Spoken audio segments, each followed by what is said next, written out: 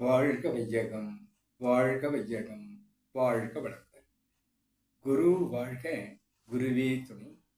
அருள்நிதி பேராசிரியர் அன்பழகன் திருவண்ணாமலை. அனைத்து அன்புள்ளங்களுக்கும் வாழ்க வளமுடன். இன்றைய சிந்தனைக்கு குருவின் நினைவாக என்னுள் எழுந்த மனவளக்கலை பற்றிய ஒரு கவியை பதிவு செய்கிறேன்.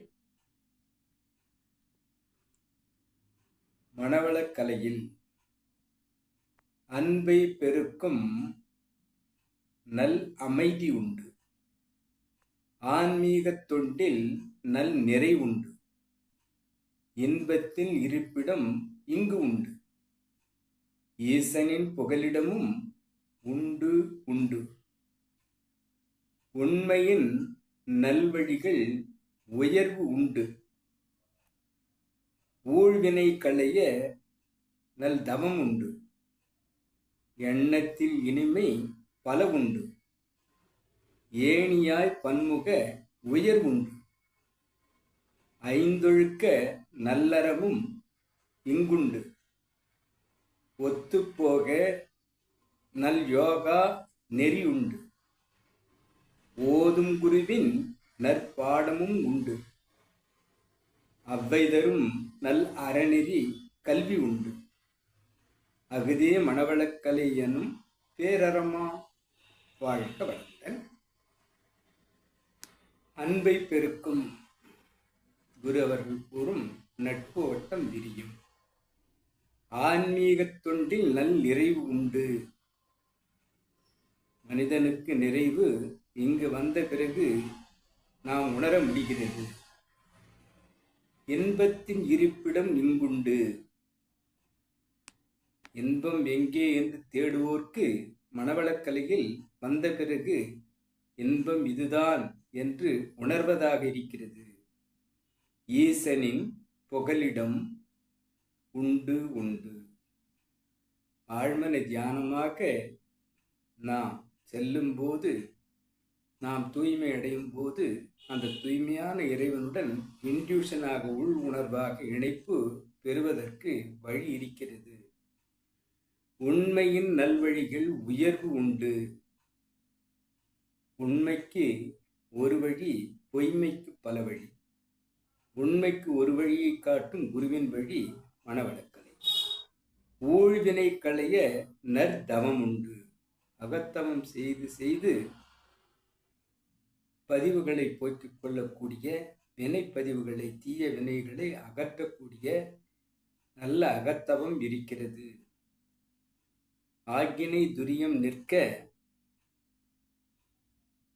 நமக்கு பிராரத்த கர்மம் விலகுகிறது என்று கூறுகிறார். ஆக ஆகாமியம் ஏற்படாமல் தடுப்பது ஆக்கினை, துரியம் நிற்க பிராரத்தம், துரியாதீதம் என்று சுத்தவெளியில் நாம் இருக்கும்போது பதிவு முறிவு என்று கூறுகிறார். முற்றிலுமாக திரிந்து அழித்தல் என்பதாக நம்மை மாற்றுவதாக இருக்கிறது. எண்ணத்தில் இனிமை பல உண்டு.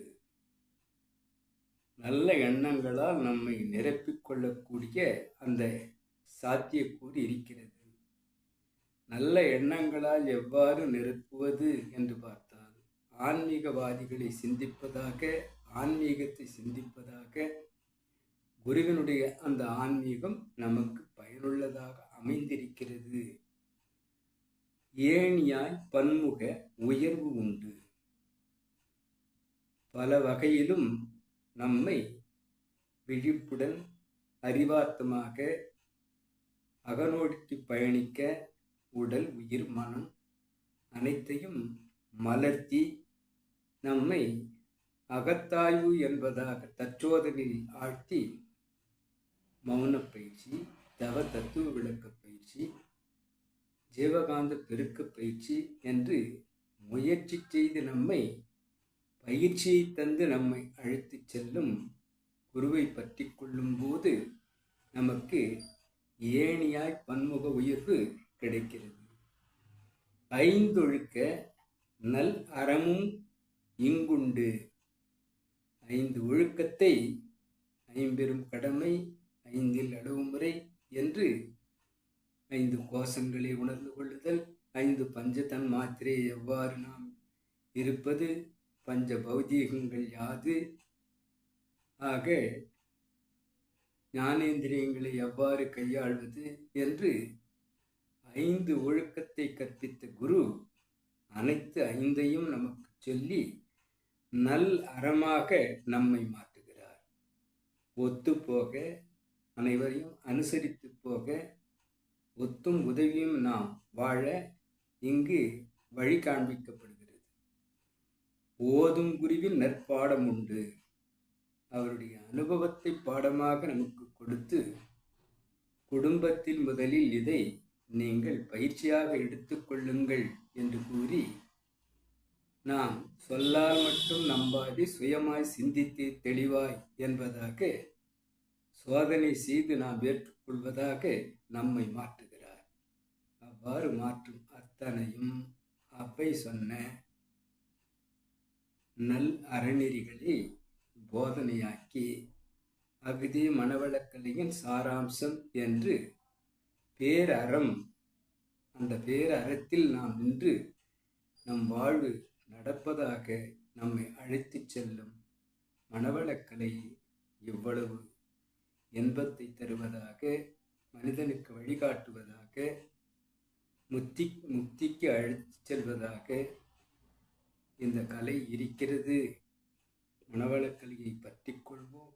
மகான் பணியே மகேசன் பணி என ஏற்று அருட்தொண்டில் சிறப்போம் என்று சொல்லி இதுகாரும் செவிமடுத்த அனைத்து அன்பு உள்ளங்களுக்கும் இந்த உணர்வை என்னுள் ஏற்படுத்திய குருவுக்கோ, இந்த விளக்கத்தை என்னுள் ஏற்படுத்திய இறைநிலைக்கோ நன்றி நன்றி நன்றி.